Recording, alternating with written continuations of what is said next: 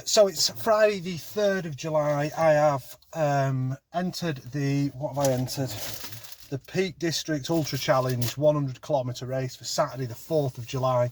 I booked 2 nights camping, so I've arrived. I've been given my allocated tent with a roll mat, got to bring everything else myself. Parked very close to the camping though, so it's dead easy. And I am committed to doing my second running video for YouTube. And I'm working on a few slight improvements. One of them was the audio, and I've tried to set it up and I'm rubbish with technology, so I'm recording this from within my car because I know the audio will be better than when I'm out there. But what I've done is I've been and checked in, so my check-in has included my number, which needs to go on my backpack, and an event pass that I've got to wear on a lanyard. And the idea is as you go around, you actually check in with the lanyard so they know that you've arrived at the aid stations. And I've got some sort of, I don't know what you call that, a multifunctional seamless wear, a do-rag of some sort. That's nice. Not going to need it, it's roasting hot. But I have got, this time, microphone that I bought, can't set it up. Might have a mobile phone that's actually too old to work with it. I've also got something so that I can record some better shots of things. Having driven here, I can tell, one, this is going to be quite a hilly run, but two, there's going to be some beautiful views. As I say, the weather's looking good, the sun is out, which I'm glad about now. I'm not sure I'll be as glad about it in 10 hours into a 62-mile ultra, 100 kilometre ultra. I am running the 100 kilometres in one day, so it's a figure of 8 loop. It's a 52 kilometre loop with a rest stop, which is basically back at the start, and then you go and do another 48 kilometres. So all in, it's 100 kilometres in a day. There is an option for people to do the 52 kilometres, get back, stop, sleep over, and then run the 48 on the Sunday.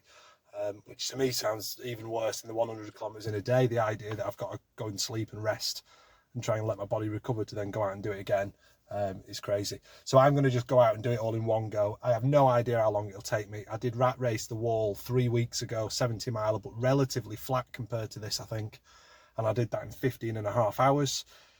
That was 8 miles longer though, so maybe around 16 hours would be reasonable, but I don't know how much of an literally uphill struggle this will be. So I am prepared for this to take me 17 or 18 hours if I've got to walk up some of the hills. But from the rat race event, what I did find is I really blasted it at the end and managed to run some reasonably quick kilometres because I've been very cautious early on, which is the right thing to do. Where I think I got it wrong was I needed to make the decision sooner to go a little bit quicker rather than sort of just beg for the finish line. So I'll see how I get on. I'm probably still going to go with a slower start this time, but whereas last time I maybe went a little bit quicker in the last sort of 3 or 4 kilometres, I think maybe the final 10 kilometres, if it's runnable, if it's not uphill, I think maybe that's the time to start trying to hit slightly quicker kilometres. And when I say quicker kilometres at this sort of pace, at this sort of distance, I'm saying a quick kilometre is a sub 6 minute kilometre. I'm not bashing out 4 minute kilometres or anything over this distance. But if I do end up taking it easy for the first half, I'm certainly going to push a little bit later on. So this is the camping area that was used by the runners. This is just outside of the event village. So there's an area for people to bring their own tents. There's a covered area there with tea and coffee and the toilets and showers. And then there's some tents that people hired. So I hired a tent for the 2 nights. So it was set when I got there. I could just park nearby. And then the event village is where check-in happened. And check-in was really smooth and very easy because it was very quiet. So you just register by surname and you get given your pack, and then once you are ready in the morning, you go into the event village where there were lots of runners sort of nervously getting ready, some people warming up, making sure they've got all the right stuff that they need for the run. And then when they were ready, they funneled us all into the starting pen, and in there was a bit of a warm-up, some pre-race briefing, some health and safety stuff, and then they were ready to do a 10-second countdown, and off we went. The initial bit here is quite bumpy grass, so we weren't very quick off the mark, but it wasn't long before we actually got onto some flat tarmac, so it actually was quite a quick start to an ultramarathon. Right, it's a quick 10k check-in. I am 10k at 1 hour 5 minutes, so my pace has been a little bit quicker than I planned for. At points I'm hitting 5 minutes 30 kilometers, which is good, but it's not lasting long because there's quite a lot of hills. It's very warm as well, so the second layer I had has now come off. I'm doing some sweating. We've run through Chatsworth House. My plan is to just keep pushing faster on the flats and then see how I go on the hills. Well, I did run a few of the hills, don't think I'll keep that up. 90k to go. So this is the first rest stop. I didn't film them all, but this just gives you a bit of an idea as to what they look like as you arrived, and they had all the nutrition that you would need for the ultra. Right, quick check-in. We're at around a marathon mark now, so just short of halfway gone, about 10 kilometres away from the next big aid station where I get a hot meal and can have a decent rest. And at this point I'm 5 hours 52 minutes. Did take a little detour back there, just missed a sign, carried on going. Luckily there were people ahead of me, so I can blame them, but in truth I just missed the sign. So far feeling great, views are incredible, weather is perfect, rain has held off quite a lot, so I can feel that it's coming, but who knows, I might be able to outrun it. Had a bit of a rest about an hour ago, put some Compeed on my feet because I'm getting a few blisters, but nothing that's going to stop me. So far, so good.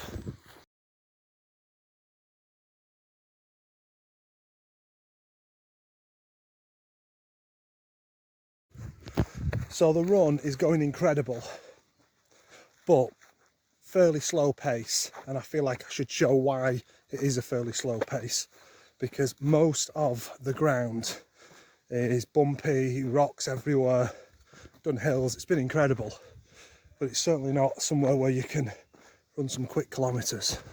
Watch this.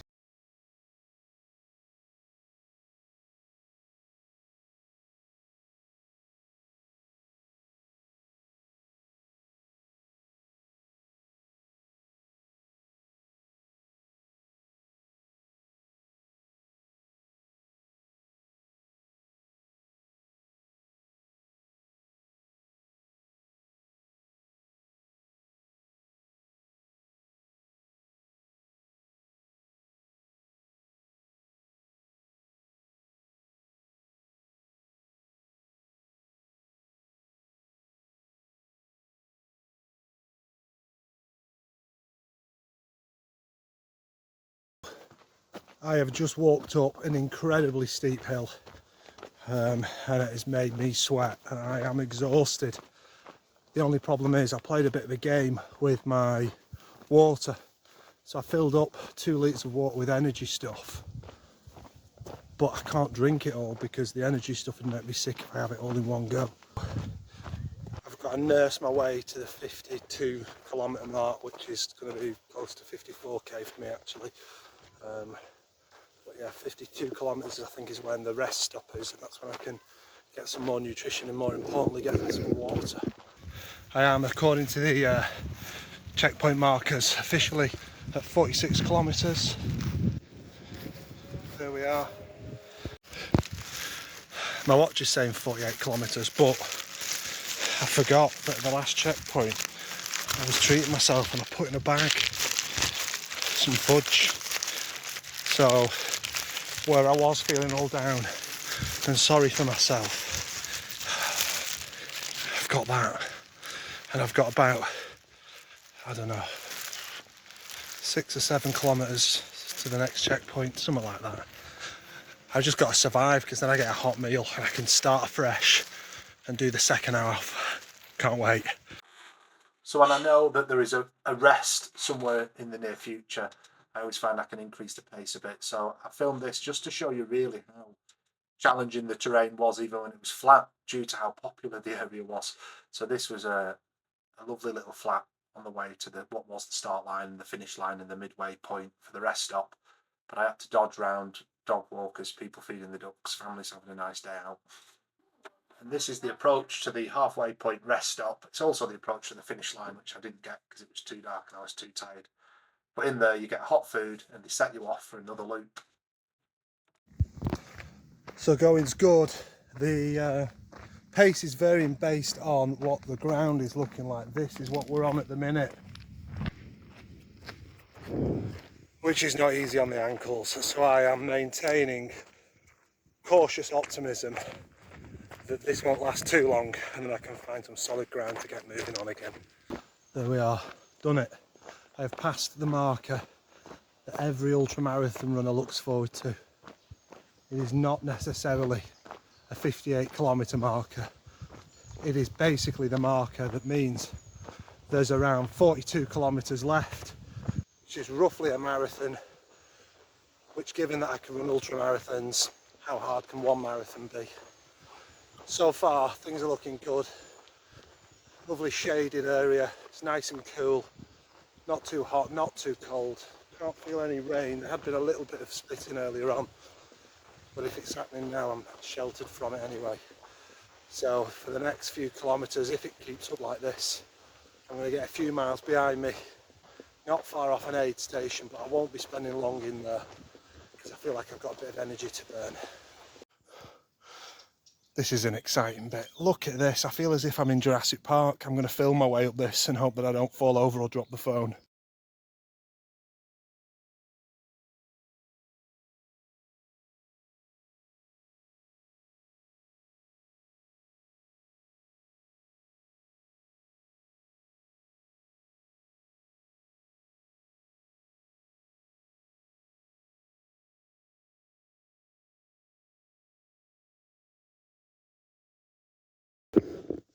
Running events always let you reflect on running style, motivation, things that you do that you don't know whether other runners do it. In this particular one, little lamb. I'm scared. Sorry, lamb. Let you think, do other runners do it? And what I've done is call it the polite jog past, because for the past few miles, and I mean miles, there's clearly been a lot of people doing Duke of Edinburgh awards. You know, like the Duke of Edinburgh ones where you've got to go camping and all that stuff. So they've all got the maps and they're all on the single file on the track. And they're really politely cheering me on, saying well done, clapping, dead nice. And when they see me coming, at points I'm just walking, they all single file move over and stand still. So I then think, well, I can't just like drag myself past them dead slow and make them all stand in their nettles for ages. So I do a polite jog past to get past them quicker.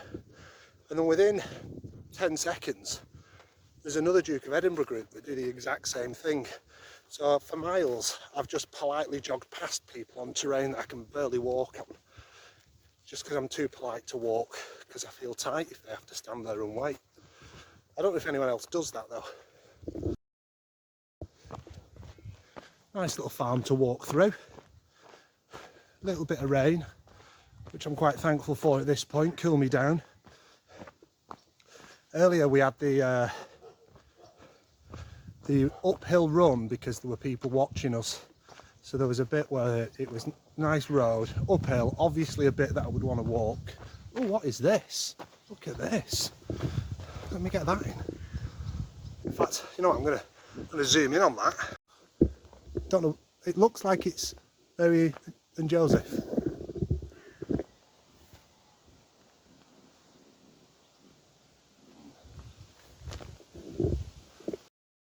Anyway, back to the uphill running, just because there's people around. So there was a road that was uphill, but it was clearly too uphill for us to run it. A lot of people stood cheering at the top. Everyone in front of me running it, and I think I've got to just keep up, I don't want to look rubbish. So I join in and run up it. And they're cheering and they're clapping and they're ringing bells, and I said as I went past, we're only running because you're all stood here. So if you weren't here, we wouldn't have run. And they just laughed. And then we went round the corner and there was more uphill running, no one watching, everybody just walking it. We only run up hills if people are watching us.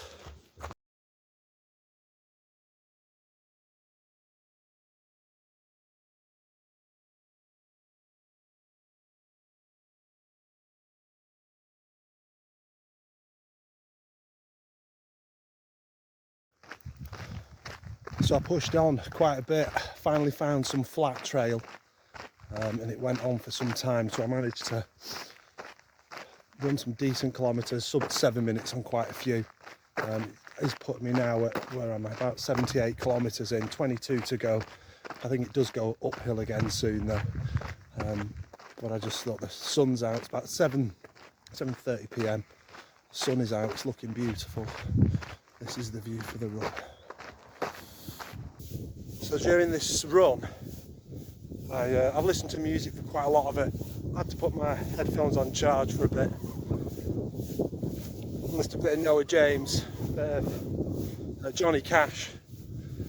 But the music that really gets me through is the classical music. And in my first video, I didn't have much footage, so I just put together the clips and added a bit of classical music to it. And I'm going to put my music on in a minute and zone out for about 10k, maybe 15. So I'm going to do what I did in the first video, put together a little classical music montage. Here we go.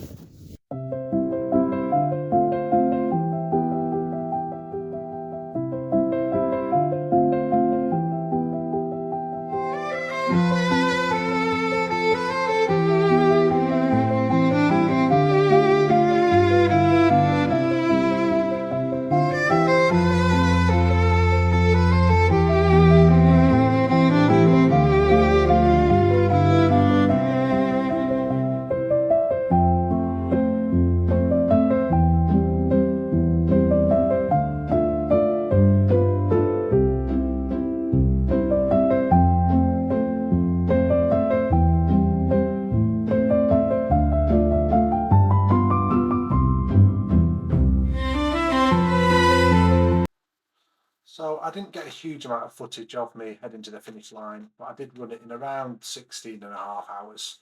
This was with 1 kilometre to go, and I did put in a few 6-minute kilometres. It's the morning after, and I have done it. We got across the finish line just before 11:30 p.m. Had a bit of hot food, watched a bit of the football, and crawled into bed. And now all I've got to do is drive home. What a weekend.